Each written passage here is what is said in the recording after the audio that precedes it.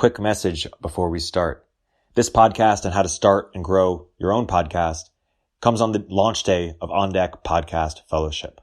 So if you're interested in learning how to start or grow a podcast of your own in a community of peers and great guest speakers, professionals who've done it before, check out beondeck.com to learn more. Okay, let's hear from David, Sachit, and Jeff. Hey everybody, it's Erik Torenberg, co-founder, partner of Village Global, a network-driven venture firm. And this is Venture Stories, a podcast covering topics relating to tech and business with world-leading experts.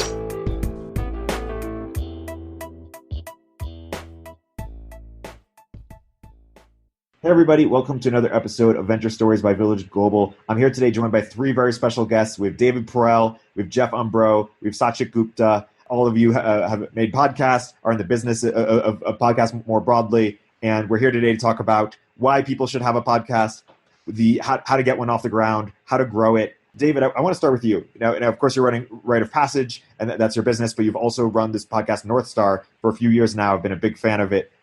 Let's start with the inspiration phase. Why should people start a podcast? What have you gotten out of starting your podcast? And how do you recommend people think about it? Yeah. So I started a podcast out of sheer desperation in the least sexy way possible. I was interning in New York back when I was a college student, and I wanted to go meet all these cool people. I'd look at all these tall buildings that looked like they towered up to the heavens. They looked like they were so tall they would crash into the airplanes soaring above them. And I want to meet people, and I'd email people and I'd be like, hey, want to have lunch? Want to get coffee? No response. And I'm like this hungry 18-year-old guy, and I'm like, I'm going to try something. I'm going to start a podcast. So then I reached out to people. It's like, hey, can I interview you? Sure. Here is an entire block of time in the afternoon. And rather than going to you for lunch or coffee, you can come to my office. I will reserve the corner office for you. And this was before podcasts were really popular. And I was just like, wait, this is a serious competitive advantage. This is something no one else knows about. And so that's what I did. Yeah, podcast is an amazing way to build a network. What advice would you give to people who feel like it's too intimidating to send emails to these people? Or what's the best way to craft it such that they're likely to get a positive response? Because the people you're interviewing, I'm sure, also get a bunch of other podcast requests too. So how do you differ from the noise? So you want to send a very personalized cold email, and you want to do that not by saying, I have read all your stuff or stuff like that. You want to say something like, when I reached out to Nick Kokonis, who runs Alinea, which is one of the top rated restaurants in the world, I said, hey, I know that you were an options trader and now you're working in the restaurant industry. I would like to talk to you about the work of Richard Thaler and Nassim Taleb, who I know that you're really interested in. Also, I'm a big golfer just like you, and I would like to talk about how you've applied your interest in golf to the restaurant industry. So what I did was I went super specific on what I wanted to talk about. And I had also listened to his other podcasts, and I knew that he hadn't spoken about those things before. And then also, if you're just getting started out, maybe you can offer to do a little extra hustling. You can say, hey, I'll do a transcript for you. I'll chop up some of the videos so that you can have them on YouTube. And I'm pretty confident that this is a conversation that will be so good and so true to the ways in which you're skilled, the things that you want to say to the world that you haven't gotten a chance to say before. And I will help you spread your message. And if you can do that, you can communicate that you're young and you're hungry and you're curious, and do it in a way that is very clearly focused on the other person, done in a way that's personal, you'll have tremendous success. Sachit, what might you add to that? You've worked with some of the biggest names in podcasting and then went out to start one yourself. Yeah, I think one of the things that David mentioned, podcasting is a way to basically learn about any topic that you want and talk to the biggest experts. And I think that's one of the reasons why people should start a podcast. I think one thing that's interesting also from a marketing perspective, Seth Godin has this quote, which is, people get writer's block or talk about getting writer's block. No one gets talker's block, right? And it's just such an easy way to create content that you can then parlay into like all forms of like different content, like YouTube, writing, all these different things. I've also worked with a lot of podcasters that are just starting out. I think two things that trip people up mostly is, one is this idea of people think that they have to find their voice before they start podcasting. And like the thing I discovered for myself was, you don't start with the voice and then go start podcasting. You start podcasting, and through the process, that's how you discover your voice. And I think another thing that people are like really afraid of is, they're not afraid of starting. They're afraid of being seen starting really small. And like one of the things that you can do, like if you look at like any creator that you admire, like go back and look at their early work. Everyone started small. Like their first videos have like 7 views or 10 views. And it's just like, that's the creator's journey, that like you grow like slowly. And I think it's important to remember that. Yeah, no, totally. One tip I like to give to people is, because they feel like when they start a podcast, it's like a lifelong commitment to just do this podcast forever, is maybe do a season, maybe do 10 episodes. It's a season. You see how you enjoy it. If you like it, just keep continuing. But just to add to your points, having a podcast has changed my life. It's allowed me to meet so many great people in the context of a one-way conversation, when normally that wouldn't be as appropriate, in a way that gives them value. And it's also just allowed me to make so many friends from people who listen to my podcast and really resonate with the types of conversations I have. And when we meet the first time, they feel like they know me really well, because they've sort of seen me sort of think aloud in a collective process. So, Jeff, you run the Podglomerate, which produces a bunch of podcasts, which services a bunch of podcasts, which is overall podcast media company. What do you see as some of the biggest bottlenecks that prevent people from getting started, and what advice do you give them? Yeah. I mean, I think that question is going to be determined by like who's trying to start the podcast, whether it's an organization, an individual, somebody who's trying to do it for fun, or if somebody has like a greater mission in mind. But a lot of times people are like kind of prevented from starting something because they have these like big, broad goals and they don't necessarily know how to reach them. So I think that, you should just immediately come up with like, why are you starting this thing and what are you trying to get out of it? And then try and like work backwards from there. So I think that some of the bottlenecks that you run into are, time, resources. Everybody has like kind of a different goal here. I think it's just a matter of figuring out what that is first and then going backwards. Totally. David, what do you think is sort of for people who sort of look at like, oh, equipment, that's intimidating, or, oh, editing, that's intimidating, or what's sort of the bare bones setup?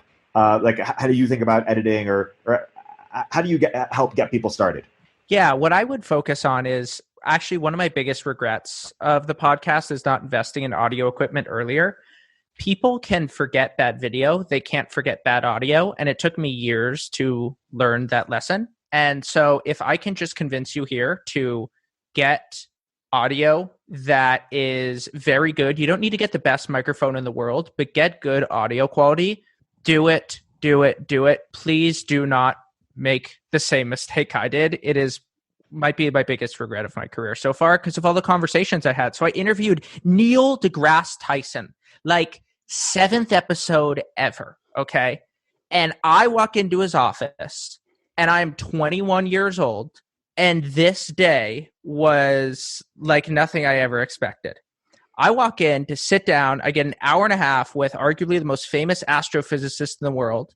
And I had a cheap microphone that I had 6 feet away from me. So I had to use the same microphone for both audio tracks. It was humiliating. The podcast did not turn out well. And I'm really bummed about it. So please do yourself a favor and get good audio. Now, if you should optimize there, one of the things is that now is a great time to start a podcast because they're so easy to record over Zoom.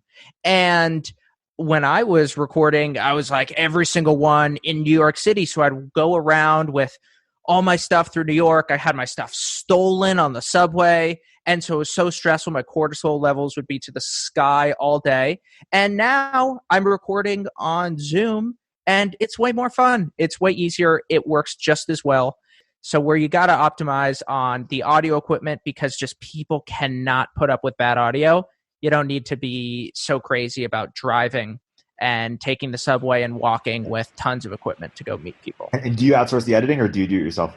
I do outsource the editing. We have an insane production system. So I record every episode. I fill out a Notion page that takes me about 30 minutes. And now we finally figured out a system that from that Notion page, we have the podcast edited. I have a whole style guide. Then it is uploaded on my website, full transcript created, a series of YouTube videos that are created, email that goes out on Wednesdays about every single episode.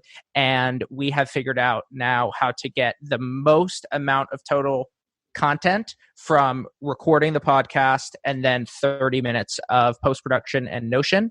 And I'll be publishing a guide to that entire process, open sourcing with templates and everything for free, just because I want to help people. Love it. That's what peak performance looks like. David, what's your advice on how to think about choosing a niche for your podcast? A lot of people are like, okay, I'm going to start one, but how do I separate myself from all the other podcasts out there? How should I think about how narrow versus general? What's your sort of advice there?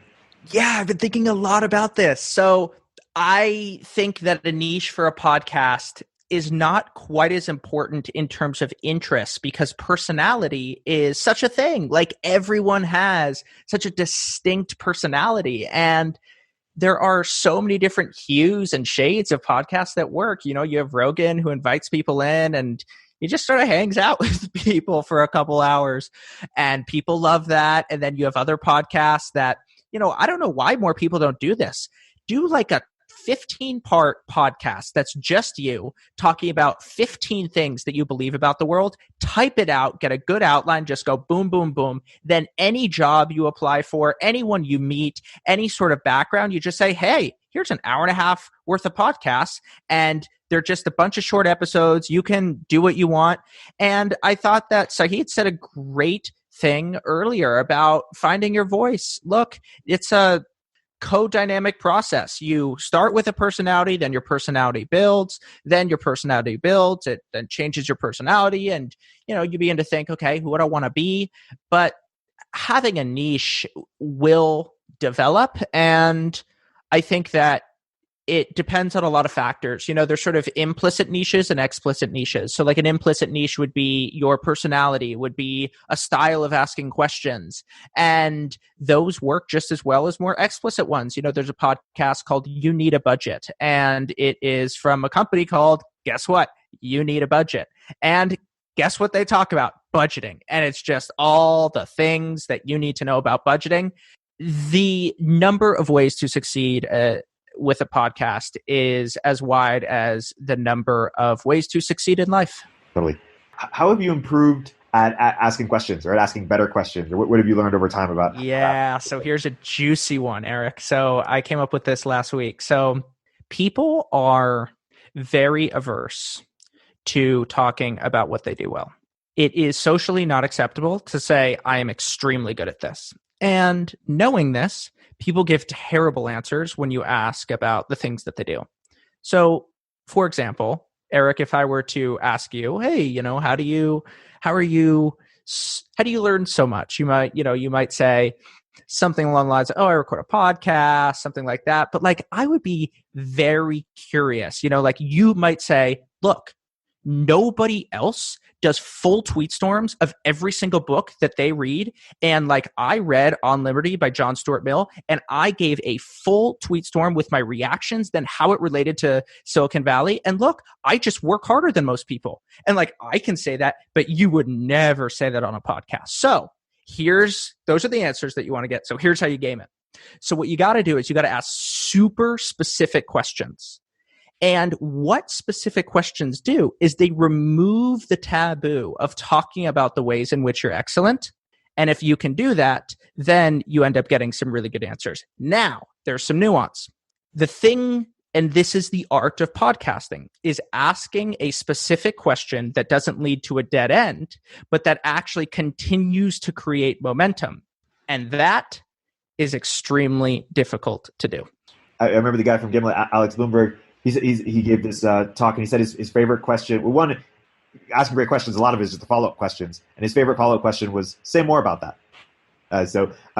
Totally to your point, Jeff. And also, actually, David, I just want to harp on. I think this is such a good idea. I would love to see more people do it. I'm curious if you have seen. You tweeted a while ago about this idea about internal company podcasts. We're actually going to experiment with it at On Deck. I'm curious if you've seen more people do it, but I think just such a great opportunity for a company to tell its story and for people to just easily sort of imbibe it on their own time and feel more connected to it. Yeah, I don't know why more companies don't do it. I mean, I feel like we're now about to reach some kind of phase transition in company communications with remote work. And this seems like a fairly obvious thing to do. I don't know what the numbers are of people who work from home listening to podcasts. I think that this works exceptionally well for people who commute, but just talking to my friends who actually work at companies, there seems to be a tremendous amount of inefficiency and time that just goes into an alignment, and it's worth thinking about how you can reduce all that effort.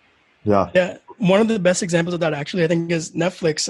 They have this podcast called We Are Netflix, which started as an internal podcast, and then they released it to everyone. And apparently now it's one of their biggest recruiting channels.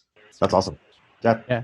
There's a lot of companies who are helping businesses try and do this. Wonder Media Network comes to mind. They're like a really great company out of New York. And basically they'll partner with a lot of like big organizations, and they'll work with their like specific teams looking for like a certain goal, whether it's a marketing team or like the internal HR teams or something. And they'll really, sit down and, they both produce things that are quick and dirty. Like, here's the information that we have to get out to our staff. This could be an email, but we want to make it more personable. So we want to like put a voice behind it. Or like, this is something that's a little bit more produced that really is something that's evergreen that we can use for our staff for years to come, that tells, the company's story, the company ethics, like what we really want to get across. And I think that a lot more companies are really starting to get more comfortable doing things like this. Whereas in the past, maybe they thought of podcasting as like a novelty as opposed to a tool. So I think we're going to be seeing a lot more of that in the future. Totally. Jeff, why don't we transition a little bit into how people think about maximizing the launch for a podcast, and then think about how to grow it from there. So they have a concept, they have a niche, they have a few guests. What's the best way to launch a podcast to maximize for distribution? Sure. So I like to think, Eric knows I come from the book publicity world. So I like to think of a podcast launch the same way that you would any other media property, television show, movie, book. Personally, I use a 5-tier approach, and this is a service that we offer at the Podglomerate. But we focus on kind of telling the story of what we're trying to get out in the world. Whether that is through publicity, trying to get reviews of the show, interviews with the team behind the show, getting the show listed in like various platforms that are going to say best science podcast or best best tech podcast or something like that, or marketing, which is using your owned internal channels, whether that be your web platform, an app, email newsletters, social media, to tell the story of what you're trying to do in the world. And you can do that through materials that you create internally, a synopsis document for the show, a pitch letter, a press release. There's a lot of different kind of ways that you can approach that.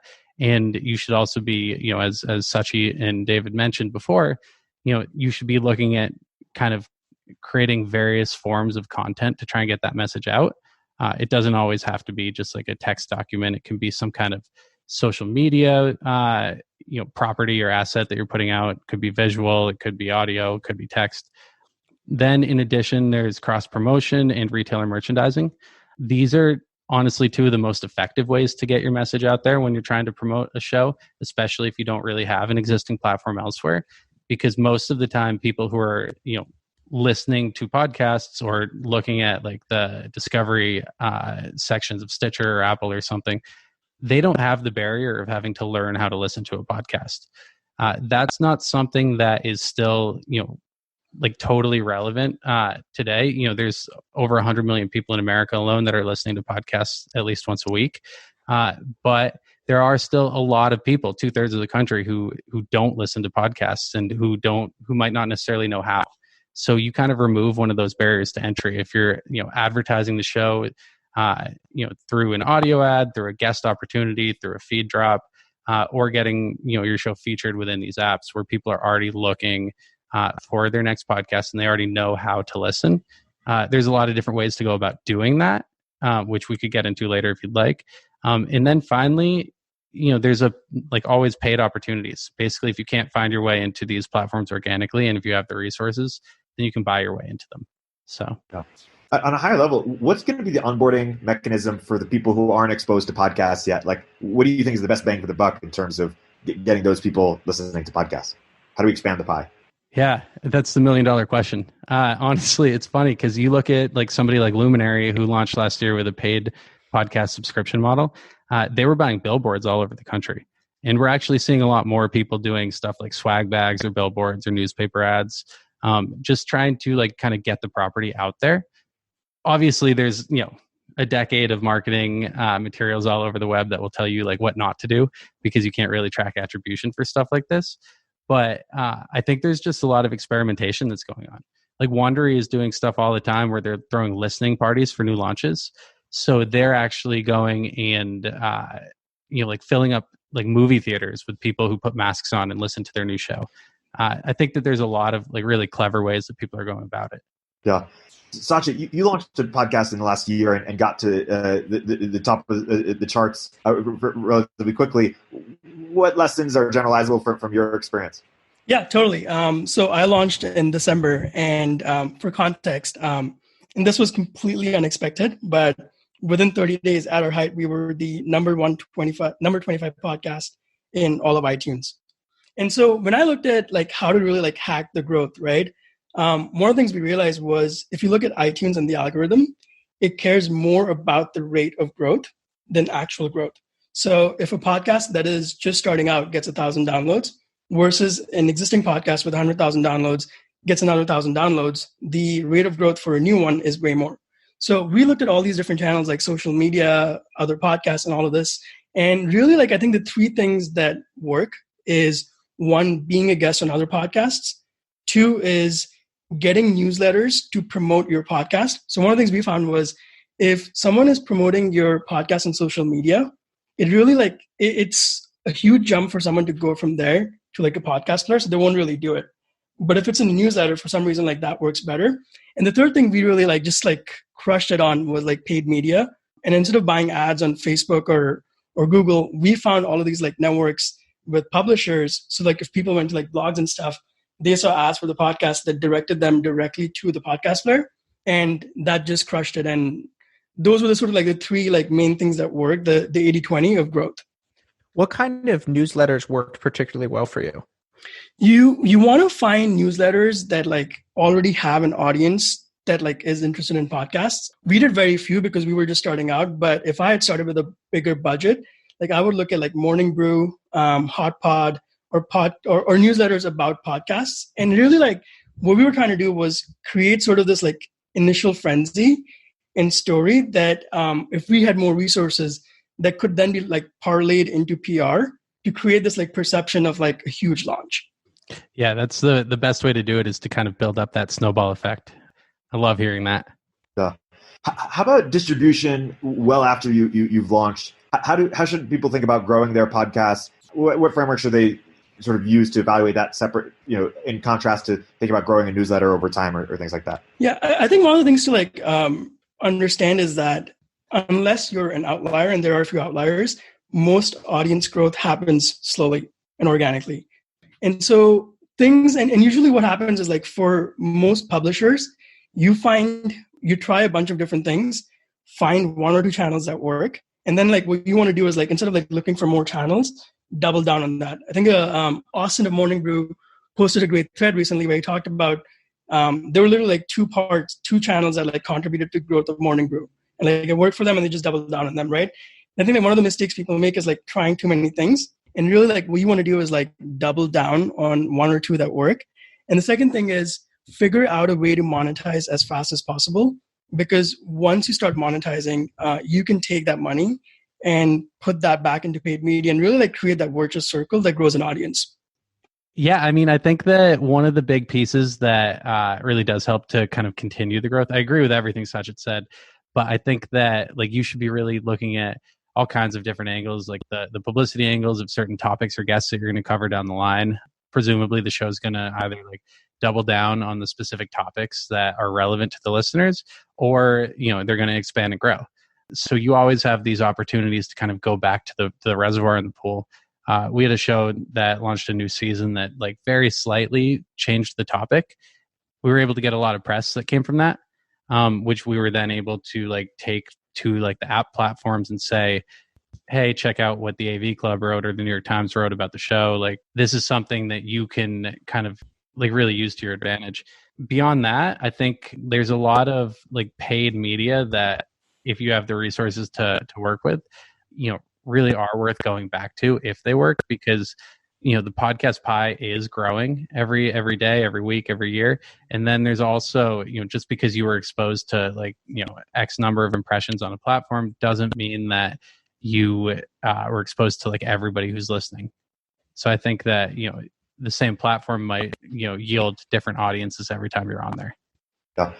Let's transition into monetization. Sachit, what are sort of the levers of monetization, and what's your advice? And you've worked with some of the biggest podcast names on this. What lessons do you have for the audience? Yeah, so there's this whole debate right now on Twitter about should people do sponsorships or not. I always look at monetization as sort of like two frameworks.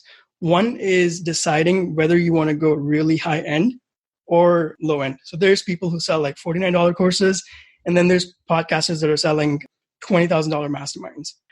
So really like deciding whether you want to charge less or charge more, and figure out sort of like what's that fastest path to $100,000 or $1 million. And based on that, you can do sponsorships, courses, masterminds, retreats, consulting, and just sort of like, and I think the other thing that people look at is like whether you're monetizing the podcast directly, which is through ads, or indirectly, which is, I think a good example is 2 p.m., where he's parlayed his audience into more high leverage consulting that pays much more than a $20 course would. Totally. Jeff, what's your sort of frameworks for thinking about monetization and how you recommend people think about it? So it's funny. I always go back to Mark Andreessen's tweet storm from a few years ago, where he talks about like the 8 ways you can make money in media. And almost all of them apply to podcasting. I won't go into all of them because that's a much longer conversation. But generally, we look at premium content, selling premium subscriptions to our feeds that are either ad-free or has bonus content or something like that, which is actually a lot harder to do than you would think. A lot of people kind of use the whole "if you build it, they will come" approach, but that's just not true. You guys know, with some of your newsletter offerings and stuff, but you really have to like entice the audience and give them something of value if they're going to be paying for like a premium feed. With the ad marketplace, it's a really interesting approach because the people who are buying ads on podcasts are really looking at this as they would like any other math problem. What are they putting into this and what are they getting out of it? With a lot of our shows, we're able to get just a couple advertisers that will continue to renew forever because it works. It's the same, process that we were just talking about. Like if it works, go back to the well. And then there's a lot of others who, might not get the conversion rate that they were looking for, or maybe it was just like a more timely approach or promotion that they were pushing. And for whatever reason, they don't renew. So it's just like, it becomes kind of a system where you have to just continuously pitch the product. So everybody's a little bit different. It's really going to be, valuable for some people and not for others to try and run that approach. I think a lot of podcasters are coming into like the marketplace looking to sell ads. And I think that there's just a lot of other ways to go about it. The reason that I got into podcasting initially was because I was working at a book publicity firm. So I started interviewing authors and used that as like a platform to try and bring in new clients and get commissions. So I think that there's a lot of people who can be looking at this as kind of building their own platform for thought leadership, their own platform for new business. And I just think that there's a lot to be said about, widening the scope of why you would be creating something and how you're trying to monetize it. David, how have you thought about whether the podcast is a loss leader versus trying to make it sustainable or profitable versus really going all out on it? Yeah, I've been thinking a lot about this. Well, for me, rite of passage is where almost all of my income comes from. And Rite of Passage is a 5-week course teaching people how to write online. So it is writing instruction paired with audience growth and community. And that has been my focus. And I've seen a lot of people join Rite of Passage. About 15% of people join Rite of Passage because they like the podcast, and that's the thing that tipped them over. It also appeals to an audience that I really like, in particular middle-aged women who are some of our best students. They tend to like the podcast the most. So in order to get more of them in the course, I have continued the podcast, but I've thought about other monetization streams. I have gone back and forth on the morality of advertising and just buying attention. I just, there's something about that really turns me off. And that's why I don't think I would sell advertisements. But the reason that I would be that in the trade-off between assuming that I believe in what I do, and I really do, is that those advertisements can then fuel the flywheel and contribute better conversations to the world, and that outweighs the downside of advertisements. And then also you're seeing a move towards subscriptions. And Tim Ferriss launched a subscription, very clearly did not do a good job with it, and did it in a way that was just removing ads and asking for donations. And I think that hit a lot of the podcast industry hard, but I think that there's few things more dangerous in life than taking the wrong lessons from a postmortem. And I worry that that's what we did with podcasts here. You've seen people like Peter Attia and Rhonda Patrick and Sam Harris doing phenomenally well with a podcast subscription. And that's something I've thought about. Yeah. And two unrelated questions, but look into the past and look into the future. Besides the audio setup, David, if you can go back to, your 18-year-old, 19-year-old self, you're getting this podcast off the ground, and give yourself advice as to what you might have done a little bit differently in the podcast. What might you tell yourself? And then going forward, just how do you think about where you want to take North Star and what you want it to be, or maybe more of the same? Yeah. So one of the things that I would remind people is that your podcasts don't exist in isolation. You have a weird experience when you go on a lot of podcasts at how similar the questions that people ask you are. And it is quite boring, actually, to be interviewed by a lot of people.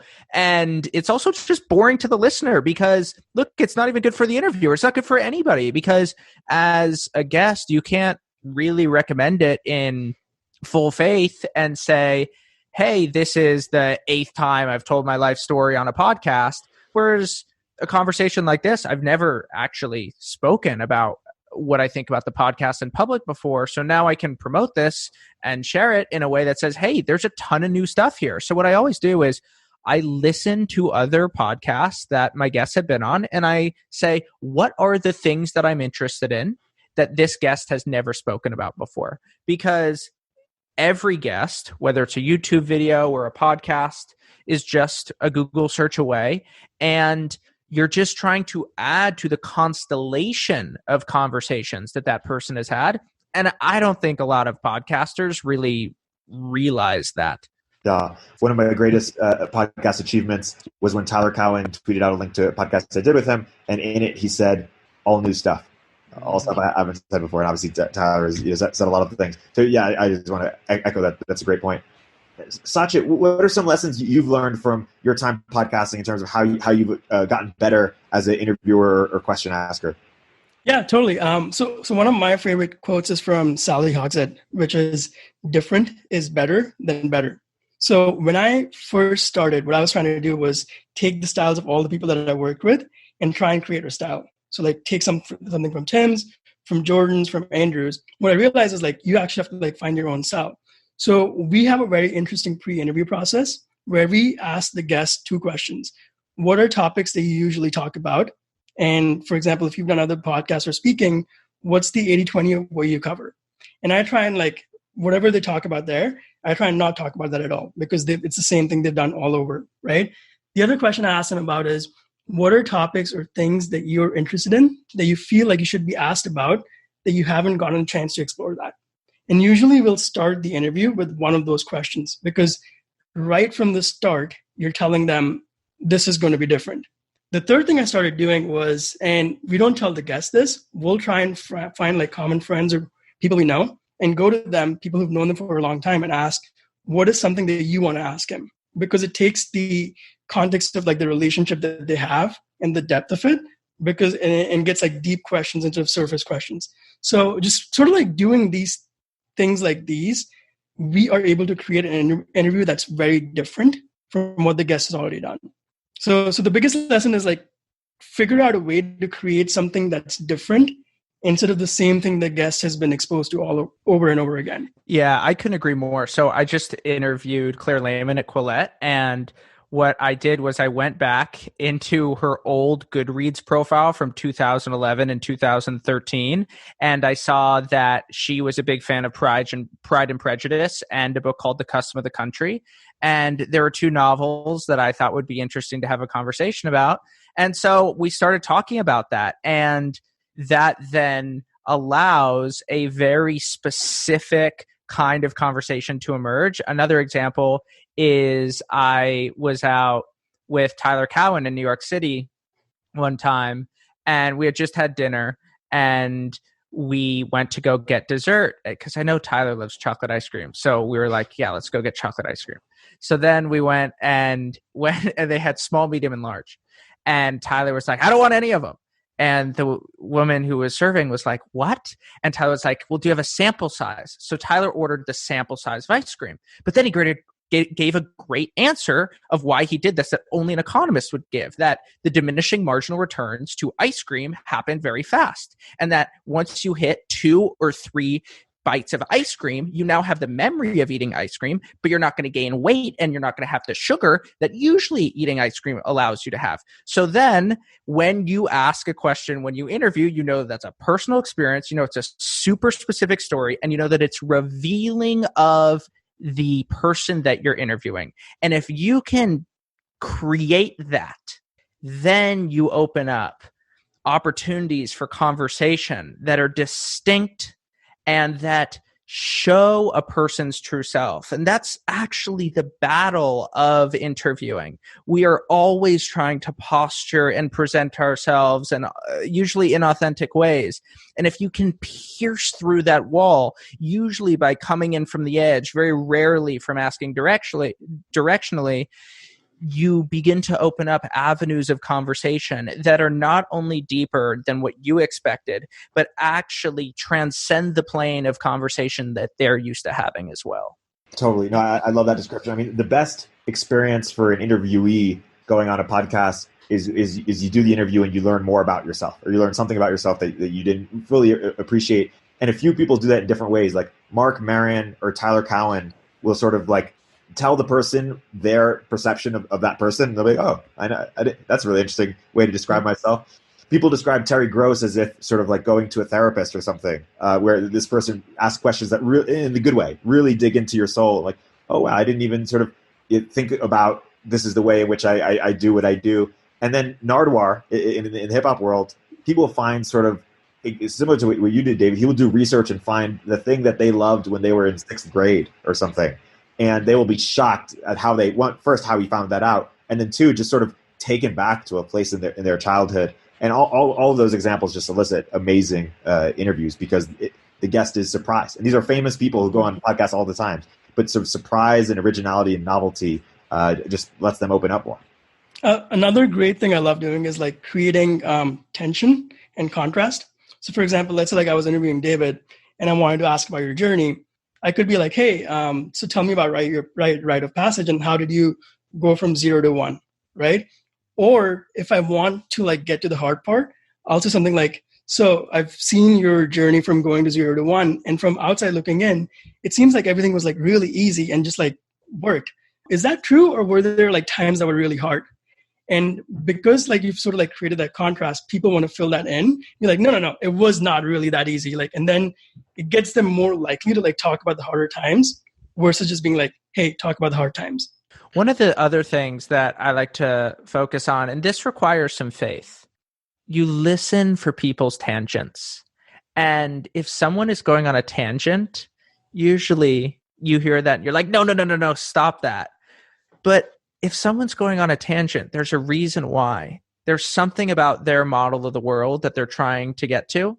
And part of the art of podcasting is to basically put out your hand as they put out theirs and begin to dance in the rhythm, in a tango of what is that tangent? How does it relate? And then gracefully twirl them around through their story and the music and return to the conversation. I love that. And a similar but opposite approach that I've seen is when somebody's about to kind of pause, like they've finished what they're about to say, but you can kind of tell that it's either a canned answer or they're not quite there yet.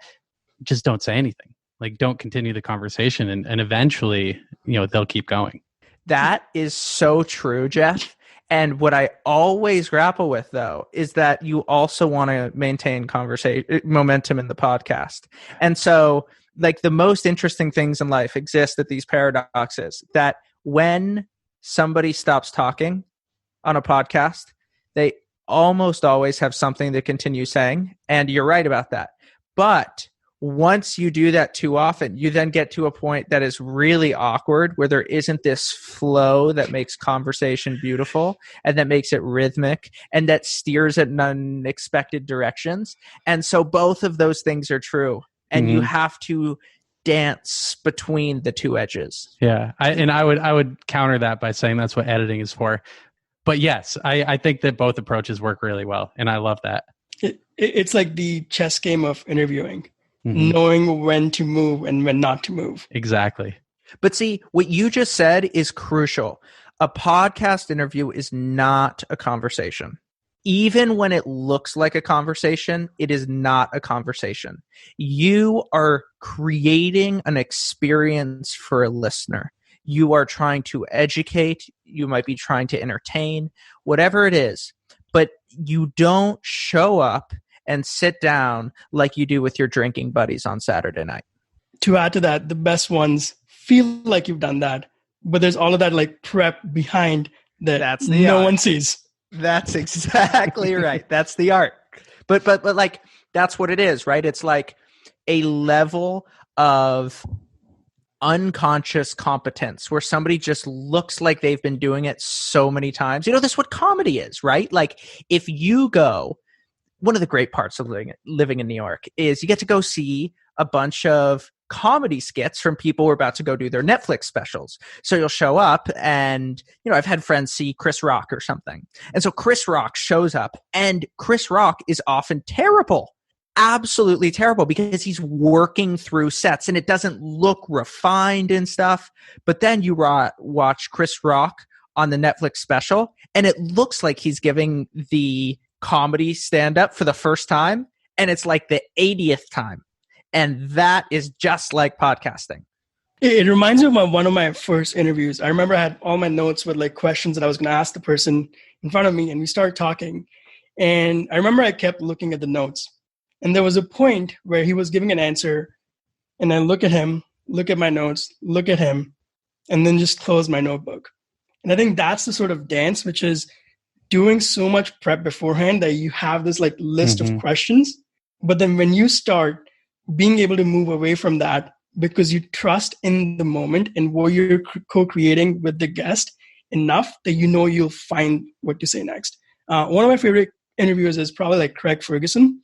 And you see whenever he came out, he would come up with a stack of note cards and then tear them up, throw them away. And then that's when he would start interviewing. I think it's that dance, is like that dance and like trust in yourself and the guest to co-create this moment together. Yeah, you often hear people talk about how when they first start interviewing, podcast or otherwise, they'll always show up with a notepad full of questions. And it becomes like this thing where in the beginning, you're just kind of reading off of the notepad, but eventually you get more comfortable with yourself and your process so you can get rid of it. But I think that the part that everybody always forgets and that you just hit on is that just because you don't bring the notepad doesn't mean that you don't have to do the work ahead of time. So totally.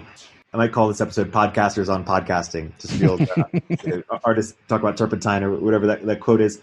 I want to close by perhaps asking if you have any requests for podcasts out there, for people out there who are sort of thinking of ideas. I have a couple. One is I want to see experts explain sort of niche topics in just very accessible ways for people for generalists who want to get into the expert. One show I really like that I've discovered recently is a show called Contra Krugman, which is this economist Bob Murphy and this other one, Tom Woods. They just basically, they go into Paul Krugman articles and they talk about why it's wrong, why the points are wrong, and how to make it sort of what's correct, what their response is. And that's sort of a fun, but also very accessible, simple take on a sort of economics topic. I want to see more examples of that. And then the other is, podcasting is voyeuristic, right? And so I like Death, Sex, and Money.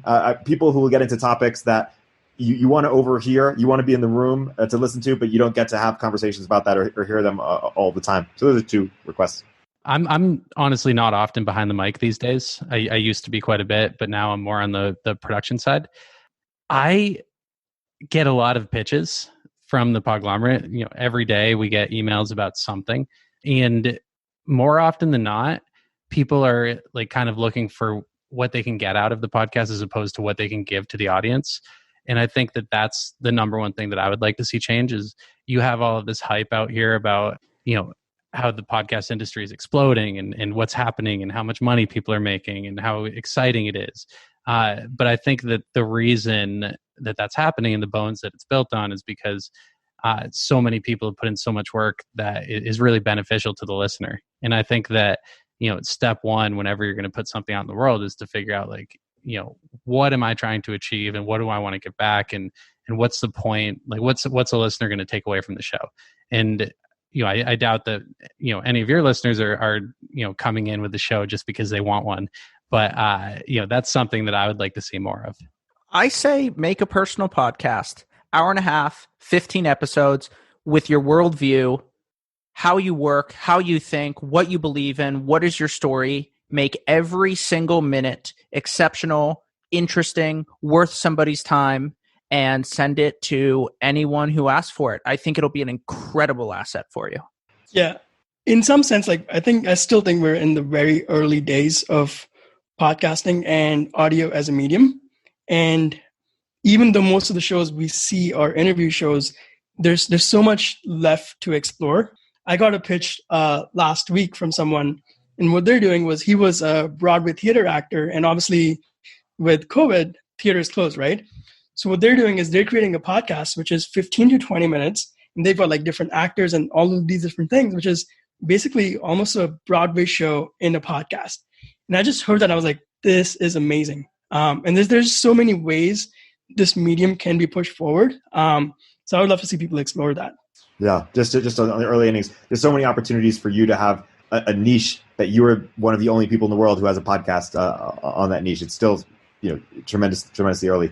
I think that's a great place to wrap. My guests have been Jeff Umbro, David Perrell, Sachit Gupta. Check out Sachit's show, Conscious Creators. Check out David's show, North Star. Also check out Rite of Passage. Check out Jeff's company, the Podglomerate. Follow all these guys on Twitter. Guys, thank you so much for coming on. It's been a great episode. Thanks so much. Thanks, Erik. Yeah, thank you for having us.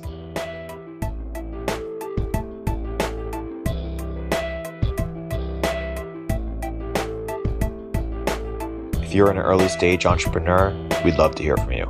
Check us out at villageglobal.vc.